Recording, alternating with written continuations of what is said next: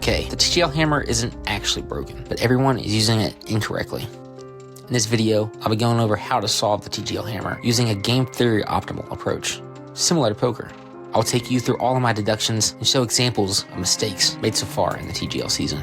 To get started, let's make sure everyone understands the official TGL rules on the hammer. Official TGL Hammer rules. The hammer is a game modifier that will change the hole value by adding 1 point to the value.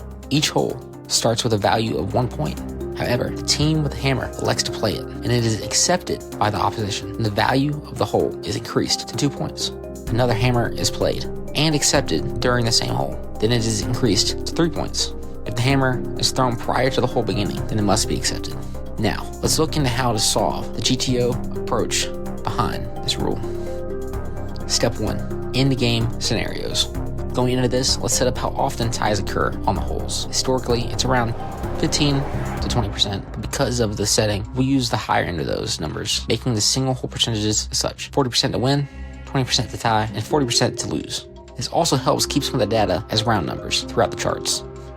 As you can see in the final hole scenarios, this is the lead or deficit of the team controlling the hammer going into the last hole. The win percentages for the team without the hammer are just the inverse of these. If it is tied going into the final hole, the hammer possession has no effect on the outcome of the match. Logically, the team with the hammer down 2 must throw the hammer prior to the start of the hole. If the team is up 1, then the opposing team must win both the final hole and the closest to the pin challenge, which gives them a 20% chance to make the comeback. Note, the percentages to win down 2 with the hammer and down 1 without the hammer are equal. This is important later on. The only interesting in-game scenario is when a team is down by 1 with the hammer. The team is incentivized to always throw mid-hole because their whole equity is 40% to win the match. But if they throw the hammer mid-hole, then the opposing team may decline and immediately increase that match equity to 50%. If the team gains a slight advantage on the hole, then it forces the opposing team to make a difficult choice of whether to play it out or not. As you can see in the decision chart, once a team with the hammer enters the blue territory, it must throw the hammer on one of the remaining holes in order to tie the match and force overtime. If they were in this scenario, but did not have the hammer, they would already be mathematically eliminated. This is another justification for why the hammer equals 1 point. Teams with the hammer in the red should never throw. So, why? Step 3. Determining why all hammer throws, except for the stated exceptions, are bad. Throwing the hammer is always negative EV for your future win percentage. This is due to the fact that if the hammer's worth converges on being worth 1 point as the match gets closer to the end game, then giving up the hammer is equivalent to giving up 1 point to gain only 1 more point. Example, let's assume that instead we are playing poker. Imagine the casino puts $1 into the pot. The pot's total is $1 prior to the hand starting. You have a $1 chip behind. The other person has nothing. You think you have a mathematical advantage to win the hand. So you put your last $1 chip as a bet to raise the stakes. The other player now has the opportunity to call or fold. If they call, then the casino puts another $1 in the pot for them, and they receive your dollar that you just put in the pot to raise the stakes, regardless if they win or lose, and regardless if they call or fold. Do you think this is a fair game? Regardless of your equity in the hand above, you will always be in a worse position unless your equity is exactly 100% when you raise, aka throw the hammer.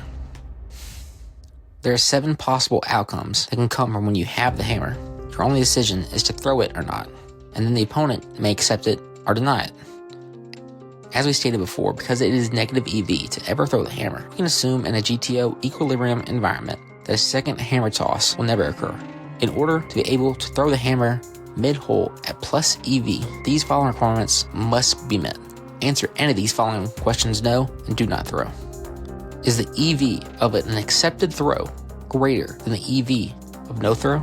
Is the EV of a fold or a denied throw greater than the EV of when there's no throw? Does the in-game chart mark it as a safe option to take? Trust me, I promise you, you will not find a single realistic scenario outside of the marked exceptions that answer yes to all 3. Even if you change the weighted percentages of how often a win, tie, or loss happens on a hole to resemble the current state of the hole, you still will never find an exception. The problem is that these games are currently not being played in a game theory optimal environment. So there actually is EV to be made by throwing the hammer if A, you believe the other team does not understand the GTO approach to the game and will make the mistake of you throwing the hammer back by the end of the match. B, you believe they will make incorrect folds or denials that will prevent the max EV loss from throwing occurring. Once the teams have a knowledge of this, the only way of maximizing their EV outside of just playing golf would be to keep the knowledge of the GTO equilibrium to themselves. Step 4, determining if you should accept or deny the hammer throw. Now, let's imagine the opposing team makes the mistake of throwing the hammer. Great. They have now given you EV without you doing anything, correct? Well, now you must make the determination whether to accept or deny the hammer throw. Essentially, because this is a two-team game, then your EV of the decision is purely the inverse of their EV of the decision.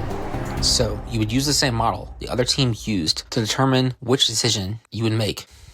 Simply, you would pick whichever option gives the other team a lesser chance to win the match. In-game example number 1. In match 2 of the TGL, Jupiter Lynx takes on LA Golf Club. To start off the match, Tiger throws down the hammer, raising the stakes of the hole immediately to 2 and giving up possession of the hammer. Look at our decision chart. You will see the team starting with the hammer has a 54.39% chance to win. Looking at this example, assuming the percentages to win the hole are 40%, 20% to tie, and 40% to lose, and the highest EV play is to not throw the hammer at 54%. This is because the other team does not have the choice of folding yet. Even if you give Tiger the benefit of the doubt and put their win percentage for the hole to 50%, then not throwing still has a higher EV. This continues throughout the entire course. Example number 2. In TGL match 1, New York faced the Bay. In hole number 3, the Bay threw the hammer down with a 7-foot putt to win the hole, or tie if they miss. 55% to make, 45% chance to miss, 0% chance to lose. On the surface, you might say this is a great play. Yes, it would be if the hammer wasn't worth 1 point in a GTO environment. In this scenario, if you put the hole in a vacuum, simply trying to score the greatest number of points on the hole or lose the less, or lose the least, then it would be a very positive EV situation. The problem is that the hammer is worth 1 point. The problem is if the hammer is worth 1 point, then you will never realize 2 points of EV unless you win the hole, making the throw meaningless, if not downright awful. This statement by me only holds true if you expect to never get the hammer back. If you do expect to get the hammer back, you might gamble that the EV lost by giving up the hammer in this situation is returned by a larger mistake in a future hole by the other team.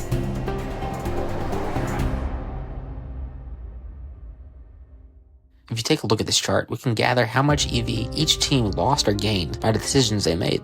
In this example, the Bay lost 3.6% worth of win percentage by throwing the hammer, a stark contrast to what most people assume is a must throw for the Bay.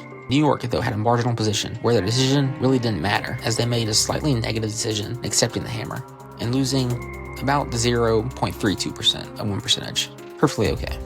The Bay would go on to sink the putt, realizing their best case scenario. In game example number 3, Good Golf had a match in which the Bay and New York faced off. I don't know the guys that well, so I'll stick to their in-video team names. Score was New York 1, which had the hammer, and the Bay 2. Down by 1 on hole 3, New York watches the Bay hit into the penalty area their first shot. New York drops the hammer. As you can see here, Team New York makes the decision to throw the hammer, which cost them 7.61% chance to win versus a team playing a GTO strategy. The Bay immediately folds, denies the hammer, and generates a whopping 8.01% of EV for themselves versus another team playing the GTO strategy. This fold was pretty obvious to make even for someone not well versed in theory. Well done. Now don't give up that hammer again and you'll keep that date with an 8. Now let's go all the way to hole 13 of the Good Golf match. The score? The Bay 6, New York 6. The Bay throws the hammer before the hole starts, increasing the hole worth to 2 points. Now, take a look at this. The Bay, by throwing the hammer pre-hole here, has lost a staggering 12 percentage points of expected win rate here. New York has no decision to make, so they just absorb the EV. New York has their win percentage shoot up immediately from 44% all the way up to 56% just because of that decision. New York would go on to win the game in overtime. Conclusion: we need to fix the hammer. See, if both teams have the knowledge of game theory, then it becomes a case of hammer chicken or hot potato kitchen. Then it becomes a case of hammer chicken or hot potato hammer or Ring around the hammer? Where the first team to stop throwing the hammer has a clear advantage in this segment of the game. If both teams follow the GTO approach, then the team that starts with the hammer has around a 5% advantage. Here are my solutions. The team that wins the hole should retain the hammer. This would give an incentive to throw the hammer, as the theoretical points available in the pot now include the hammer, or chip. This would also give the team deciding to continue the hole or fold the added worry that if they fold the hole, then they will also not claim the hammer. Also, to get rid of the starting advantage that the hammer holder would have, simply have a closest to the pin challenge to start the match to decide who receives the hammer first. Overall, I love the TGL and I love the idea. I love the technology and I love the banter. I think this thing could really blow up if the right people are able to look at the game theory and provide good analysis and decision making to TGL's leadership. The guys over at TGL have made some massive blunders when it came to not hiring the right game theorists to analyze the rules for exploitation and optimal strategy. If anyone from the TGL sees this, please talk to me. I would be excited to come out and work on a better, more dynamic version of the hammer, provide a more poker-like feel that you were originally going for. Also, any teams that are looking for a game theorist to improve their hammer strategy for now or in the future with the eventual rule changes, feel free to message me. Much thanks. This has been Bam and Nick.